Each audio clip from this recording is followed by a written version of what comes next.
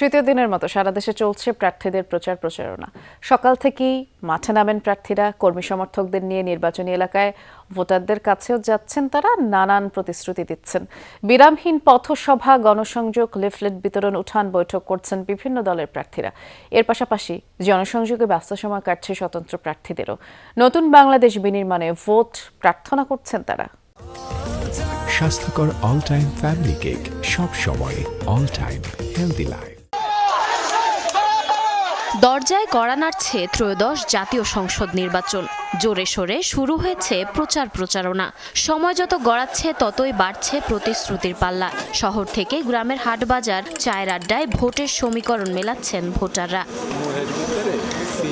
ঠাকুরগাঁও ১ আসনে নির্বাচনী পথসভায় যোগ দেন মির্জা ফখরুল ইসলাম আলমগীর। বলেন, বিএনপি পরীক্ষিত দল, ক্ষমতা এলে এলাকার আর্থসামাজিক উন্নয়ন ও বেকারত্ব সমস্যা কমাতে কাজ করার অঙ্গীকার করেন বিএনপি মহাসচিব।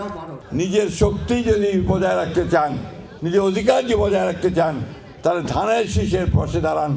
ধানের শীষ আপনাদেরকে সুরক্ষা দেবে, ধানের শীষ আপনাদের পাশে দাঁড়াবে, নিরাপত্তা দেবে ইনশাআল্লাহ। চট্টগ্রাম ১১ আসনে নির্বাচনী প্রচারণায় আমির খসরু মাহমুদ চৌধুরী বলেন, স্বৈরাচার বিদায় করে স্বাধীন দেশ গড়ার দল বিএনপি। কোনো বিদেশি শক্তির সহায়তায় ক্ষমতায় যাবেন না তারা। স্বৈরাচারদের বিদায় করে স্বাধীন সার্বভৌম দেশ গড়ার দল হচ্ছে বিএনপি। বহিঃশক্তির যাদের অভ্যাস আছে তাদের মাঝে এই সমস্ত চিন্তা আসতে পারে, বিএনপির তো প্রয়োজন নাই। খুলনায় ভৈরব নদের ওপর দ্বিতীয় সেতু নির্মাণ, নদী ভাঙন রোধ ও টেকসই বেড়িবাঁধ নির্মাণ, বন্ধকৃত পাটকল চালু সহ ৭৪ দফা নির্বাচনী ইশতেহার ঘোষণা করেছেন খুলনা ৪ আসনে বিএনপি মনোনীত প্রার্থী আজিজুল বারী হেলাল। যে ভৈরব নদী, এই নদীর উপর দ্বিতীয় সেতু নির্মাণ করে খুলনা শহরের সঙ্গে রূপসা, তেরোখাদা ও দিঘলিয়া উপজেলার সরাসরি যোগাযোগ স্থাপন করা হবে। অসমাপ্ত নগরঘাট ও রেলিঘাট সেতু নির্মাণ কাজ সম্পাদন করা হয়ে রূপসা ভৈরব নদীর উপরে প্রথম সেতু নির্মাণ করা হবে। ফেনী ৩ আসনে নির্বাচনী প্রচারণা চালিয়েছেন বিএনপির ভাইস চেয়ারম্যান আব্দুল আওয়াল মিন্টু।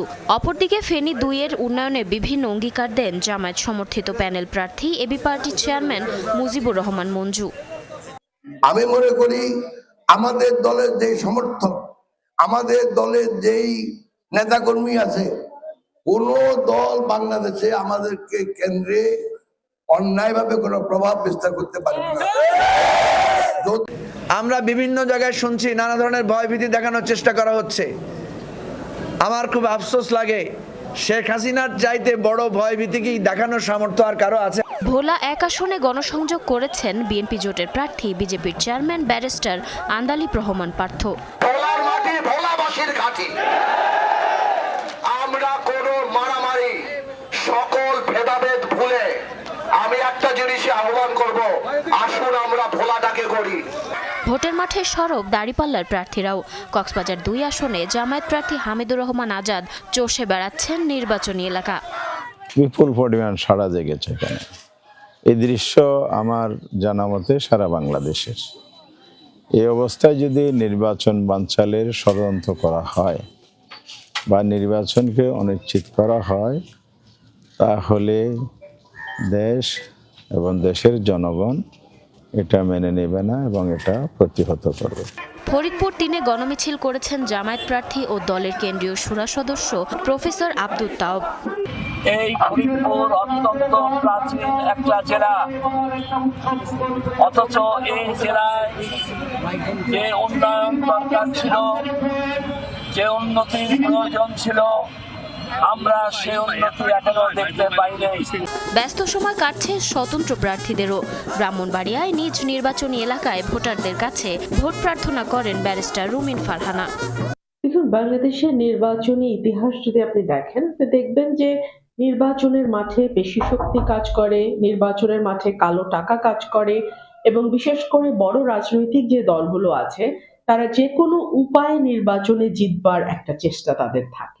এখনো পর্যন্ত নির্বাচনী পরিবেশ নিয়ে সন্তুষ্টি প্রকাশ করেছেন বেশিরভাগ প্রার্থী। জারিন অর্নি, যমুনা নিউজ।